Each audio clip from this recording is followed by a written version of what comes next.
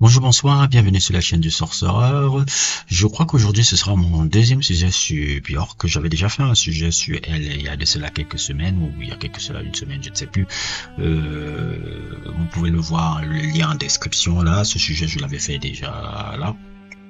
Et là on va revenir, c'était sur son premier album Début. Et là on va revenir sur, je pense que c'est son... Là, c'était son huitième ou septième, je sais plus. Ça devait être son huitième album, Vindicura. Vindicura un peu, qui pour moi, un peu pour Björk, qui est sorti, je crois, si je me souviens bien, encore en 2015, qui marquait un peu une sorte de renaissance un peu de l'artiste. On va me dire un peu que c'est un peu bateau de dire un peu ce genre de truc là, mais Björk refaisait véritablement une renaissance. Elle qui vivait véritablement des moments très difficiles par rapport au divorce et avec son mari qui était très houleux, comme vous pouvez le voir un peu sur les sur les articles qui apparaissent sur votre écran. Mais cet album là, c'est vraiment un album exorcisé un peu ses démons par rapport à sa douleur de la rupture, parce que Vindicura, le thème principal c'est la rupture amoureuse, la rupture avec un être cher, quand on se sent trahi par un être très cher. La construction de cet album là résume sur ces thèmes-là, comme vous pouvez le voir même aussi dans son fabuleux podcast, si vous voulez connaître un peu véritablement comment elle a construit ses albums et dans quel mindset qu'elle avait construit cet album. Vous allez écouter son fabuleux documentaire, mais fabuleux podcast là qui s'appelle Björk Sonic Symbolism, où elle décrit chaque album qu'elle a fait. C'est des podcasts de 50 minutes qui sont tous géniaux. Je les écoute même avant de vouloir faire certains de mes sujets. Et elle-même le disait, quand je vais aller dire les noms en anglais, Confessional, Victimhood, Man-Woman Conflict, ce sont un peu les thèmes qui reviennent plus dans cet album-là, qui est vraiment un album qui a complètement revitalisé de la carrière de Björk. Non pas que la carrière de Björk était en stand-by et qu'elle se répétait, ce n'est pas ça que je dis, mais elle a amené un peu dans une autre dimension. Pourquoi? Parce qu'elle avait commencé à travailler aussi avec un autre producteur incroyable qui commençait à faire un peu son nom dans les années 2010. Cette fabuleuse artiste, puisqu'elle se considère comme une femme maintenant, Arca, qui est je pense que c'était un Vénézuélien, oui, que j'avais découvert déjà dans cet album-là, ça s'appelait Zen, et les albums avec, je sais plus, avec les sigles bizarres là, que j'avais fait le truc. Je me rappelle à l'époque et autres et tout, comment je l'avais découvert, je sais plus dans quel truc, et ça m'avait beaucoup marqué. Il a aussi le fait d'avoir participé aussi avec collaboré avec Kanye West un peu dans Jesus, parce que Kanye West était très fan de sa musique. Oui, c'est bien un truc que Kanye West on peut pas lui reprocher. Il a un peu l'esprit ouvert pour découvrir un peu les véritables esprits créatifs. Et Björk et Arca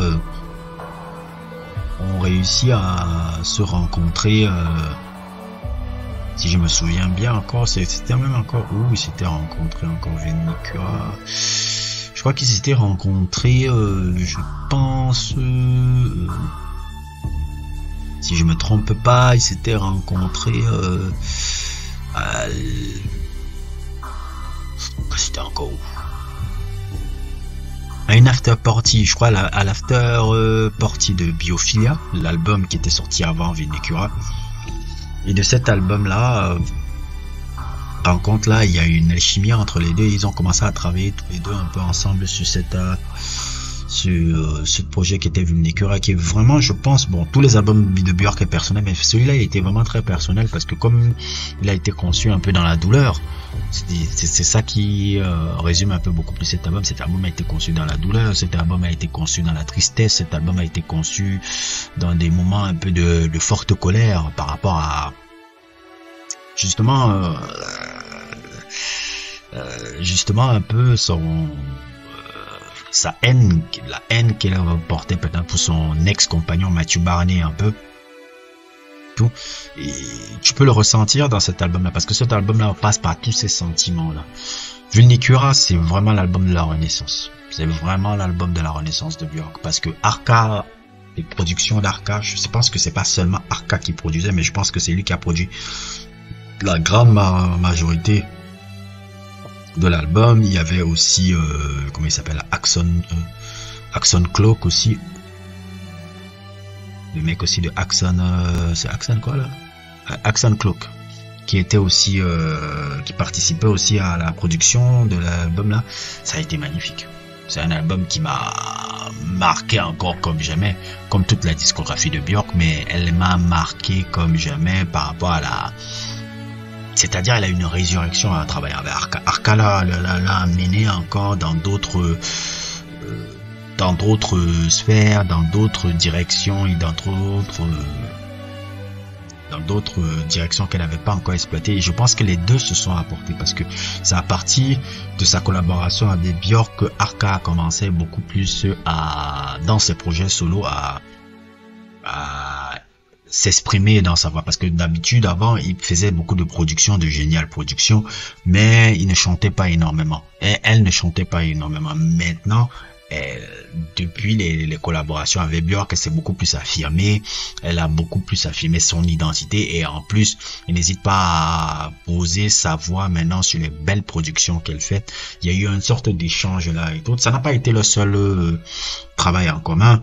Il n'y a pas eu juste ce travail là, il y a eu aussi ce travail avec Utopia, dont j'en parlerai une autre fois, qui est un peu la suite de Vulnicura, parce que c'est toujours avec Arca qu'elle a travaillé cet album-là. Mais Vulnicura a été vraiment un moment de renaissance de l'album. Je pense que ça fait partie pour moi de top 5 des meilleurs albums de Björk. Et aussi, j'aime beaucoup aussi l'album String Acoustic, qui était sorti un peu, je crois, quelques mois après, qui était magnifique un peu, qui était juste avec l'accompagnement des violons et des trucs strippés, juste des productions électroniques qui étaient en dessous et autres, tout. Parce que cette combinaison, Vulnicura combine un peu musique électronique et musique un peu acoustique, violon et tout. Là, dans la version un peu string, il y a seulement beaucoup plus l'acoustique qui était génial. C'est un album vraiment que je vous conseille. C'est un album parmi mes top 5 des albums de Björk. Top 5 des albums de Björk. Elle marque un tournant encore dans sa carrière. Elle a donné un tournant dans sa carrière, et sa rencontre avec Arca avait été vraiment incroyable. Si vous ne l'avez pas encore écouté, il faut aller l'écouter. C'est pour moi véritablement un chef-d'œuvre. Un chef-d'œuvre qui, voilà presque 10 ans qu'il est là, qu'il est sorti. Et c'est vraiment avec un certain plaisir aussi que je vous le partage là, parce que vraiment Björk, c'est une artiste dans mes top 5 des artistes préférés de tous les temps. Complètement. Elle a complètement cassé les codes de la musique, et le jour où elle mourra, elle aura énormément de dommages par rapport à ce qu'elle a apporté dans la musique moderne et tout. Et voilà. D'ailleurs, même aussi, j'ai fait le clip Stone Milker, avec la chanson que vous entendez là, j'adore beaucoup le clip, comment il avait été tourné en 3D, quelque chose qui était très révolutionnaire aussi à l'époque, qu'elle avait fait, parce que tu pouvais avoir une interaction virtuelle 3D où tu pouvais bouger la caméra pendant que tu regardais le clip. C'était génial ce truc là, ce concept là. Bref, tout ce que je peux vous dire, c'est d'aller écouter Björk. Allez écouter cet album de Björk. C'est un truc, ce sera pas le seul sujet que je ferai, ce sera pas le seul album que je ferai. Je ferai un peu en fonction des inspirations qui me donnent un peu par rapport à cet album là. N'hésitez pas à liker, n'hésitez pas à vous abonner, et à plus pour d'autres aventures.